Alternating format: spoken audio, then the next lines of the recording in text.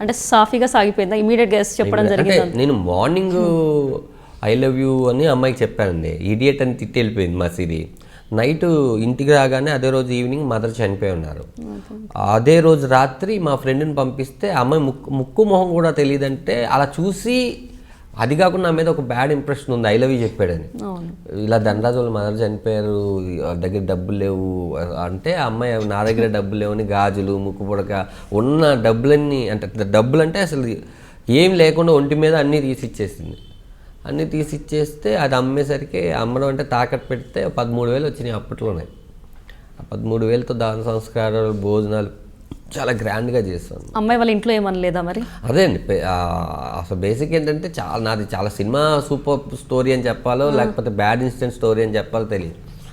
ఆ రోజు తర్వాత 3 రోజులు అమ్మగారిది ఇదంతా కార్యక్రమాలు అయిపోయినాక పెళ్లి చేసుకుందాం అంటే ఎస్ పెళ్లి చేసుకుందాం అనగానే, నువ్వు నన్ను నమ్ముతున్నావు కదా, నా వెనకాల ఎవరు లేరు, బట్ నేను ఒక్కనే రావాలి పెళ్ళికి అంటే ఎస్ అని పెద్దమ్మ గుళ్ళోకి వెళ్ళి మ్యారేజ్ చేసుకున్నాం. మ్యారేజ్ అయిన నెక్స్ట్ డే అడిగాను, మీకు మదర్ ఫాదర్ ఉంటారు కదా, ఎవరు వాళ్ళని అంటే నాకు ఆ థాట్ కూడా లేదు, అడగాలి కదా. అడగలేదు మీరు మరి?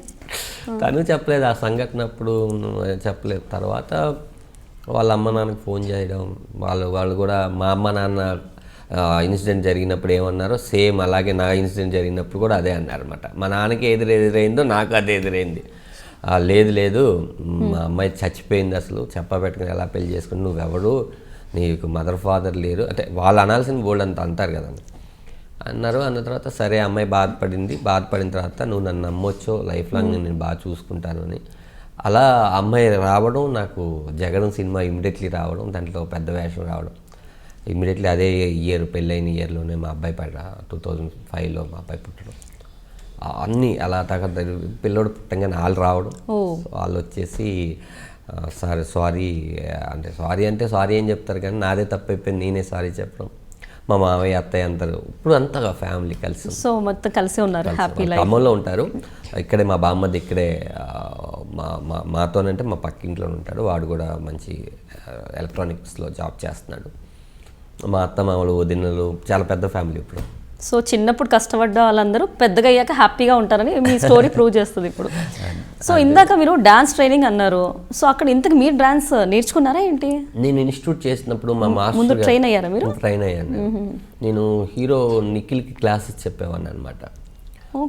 హీరో నిఖిల్కి ఒకసారి బూగి అని ఇక్కడ జరిగింది కంట్రీ క్లబ్లో, అక్కడ నా డ్యాన్స్ చూసి హీరో నిఖిల్ గారి మదరు మా అబ్బాయికి డ్యాన్స్ నేర్పిస్తామంటే వాళ్ళ చిన్న అబ్బాయికి అక్కడికి నిఖిల్ కూడా వచ్చి డ్యాన్స్ నేర్చుకుని నాకు వచ్చిన డైలాగులు, అంటే పెద్ద డ్యాన్సర్ మ్యాటర్ అని కాదు, నాకు వచ్చింది ఏదో డైలాగ్ వెర్షన్ ఏదో ఒకసారి నేర్పిస్తే హ్యాపీ డేస్లో వెళ్ళి అదే ఆడిషన్ ఇచ్చి తన హీరోగా సెలెక్ట్ అయ్యాడు అనమాట.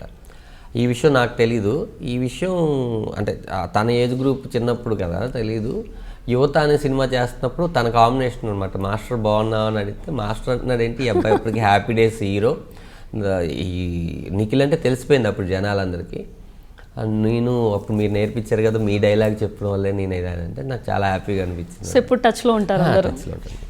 సో మీ మ్యారేజ్ ఏ ఇయర్లో అయింది?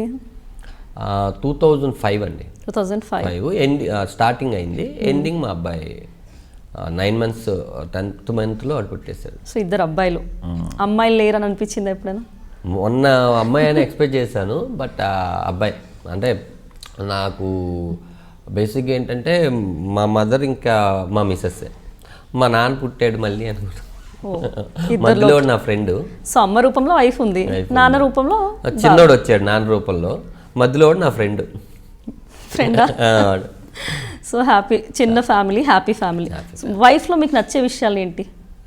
సహనం ఎక్కువ అండి బాగా, అంటే తనంత సహనం నాకే కుళ్ళు పడుతుంటుంది అనమాట.